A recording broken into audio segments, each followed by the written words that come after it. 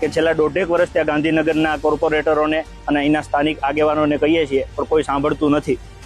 અમે ભણેલા ગણેલા માણસો છીએ, શ્રદ્ધામાં અમારો પૂરેપૂરો ભરોસો છે, અંધશ્રદ્ધામાં અમે માનતા નથી.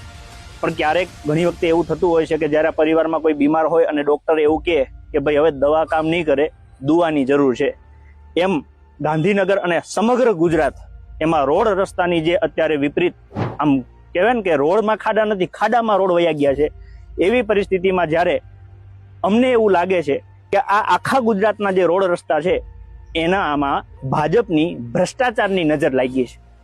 ભ્રષ્ટાચારની નજર એટલા માટે લાગી છે કેમ કે આ જે ખાડા ગટરનું કામ ચાલતું હતું એમાં પૂરણ કરવા માટે મેટલની જગ્યાએ માટી નાખીને એમને ભરી દીધેલું.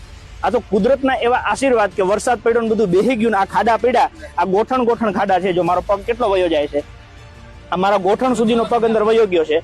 આટલા ખાડા આખા રોડમાં પડ્યા છે, કોઈ અંદર પુરાણ કર્યું નથી. સ્થાનિકો બધાએ ખૂબ દુઃખી છે, રસ્તામાં કે પગ મુકાય એવી જગ્યા નથી.